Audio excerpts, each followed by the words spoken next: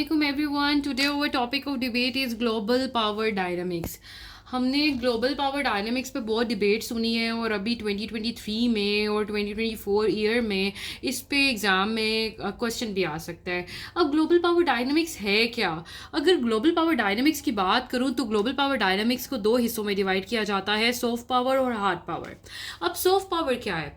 अगर कोई स्टेट जो है वो नॉन कोहर्सिव पॉलिसीज़ चल रही हैं, किसी की हेल्प कर रही है, उसको ट्रेडिंग में सपोर्ट दे रही है. रिसेंट एग्जाम्पल देखिए, हमने चांद पे अपनी सैटेलाइट भेजी स्पार्को ने और उसको हेल्प किया चाइना ने, ठीक है, उसको अपना स्पेस दिया, ठीक है. तो अब बेस देने की बात है तो यहाँ पे चाइना जो पॉलिसी लेके चल रहा है वो सॉफ्ट पावर है, अपना इमेज बना रहा है ट्रेडिशनल पॉलिसीज में, कॉपरेशन में.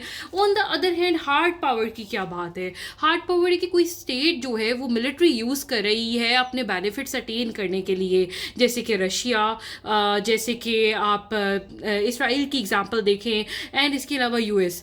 और यहाँ तो वो सैंक्शंस लगा रही है. अब देखिए यूएस ने ईरान पे जितनी सैंक्शंस लगाई हैं क्योंकि ईरान ने उसकी बात नहीं मानी, तो यहाँ पे वो क्या कहते हैं, कैरेट एंड स्टिक पॉलिसी जो है वो अप्लाई करते हैं कि अगर आराम से मान ले तो ओके, वरना we have to apply the stick, ठीक है.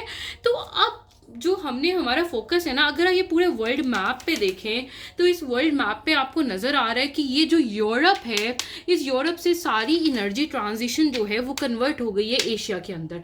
मतलब कि इस डिकेड में हमें नज़र आ रहा है कि सारी ग्लोबल पावर डायनामिक्स जो है वो एशिया में कन्वर्ट हो गई है. और करंटली अगर चेंजिंग रीजनल पावर की बात करूँ तो चेंजिंग रीजनल पावर है क्या, इस पे डिबेट करते हैं.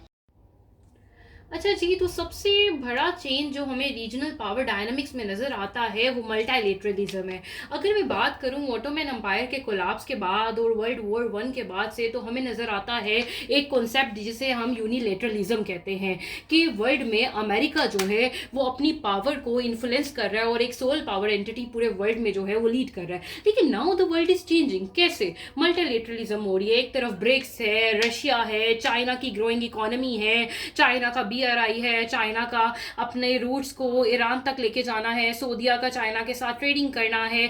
On the other hand BRICS है, इंडिया की इन्वॉल्वमेंट है.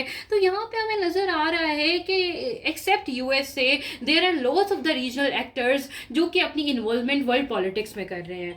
उसके बाद हमें जो चीज़ नजर आती है वो US चाइना की एक जो पावर कोलैप्स है वो हमें यहाँ पे नजर आता है, जिसमें हमें ब्रिक्स के अंदर डी डॉलराइजेशन का कॉन्सेप्ट मिलता है. हमें मिलता है कि जो साउथ एशिया की वॉर है वो सिर्फ साउथ एशिया की नहीं है, बल्कि US चाइना भी साउथ एशिया के अंदर इंगेज हो रहे हैं, क्योंकि South Asia is currently knowing as a hub of trading and geopolitics. ठीक हो गया. फिर हमें नजर आता है कि न्यू जो टेक्नोलॉजी अभी यूज हो रही है, लाइक इंडिया की ब्लू नेवी वाटर जो है, जो इंडिया चाइना के अगेंस्ट कर रही है. फिर साइनो रशिया जो है वो आपस में अलायंसेस बना के अगेंस्ट US जा रही है. तो वर्ल्ड नाउ इज चेंजिंग, ठीक है. और करंटली हमें नजर आ रहा है कि वर्ल्ड सारा जो है वो जियो स्ट्रेटेजिक से जियो इकोनॉमिक में कन्वर्ट हो गया है. तो इंशाल्लाह I will definitely edit the liner 1 pages in your description as well. तो आप लोगों को फॉलो कीजिएगा, kindly subscribe this and make sure कि आप लोगों को जो भी टॉपिक ऑफ डिबेट चाहिए आप लोग मुझे बताएं. So I will definitely make a video on that and best of luck. अब मैं आपको इंशाल्लाह होपफुली मैं ऑयल पॉलिटिक्स को भी जो है वो डिस्कस करूंगी, ठीक है, और वर्ल्ड कंटेम्प्रेरी इश्यूज भी. Best of luck. Allah Hafiz.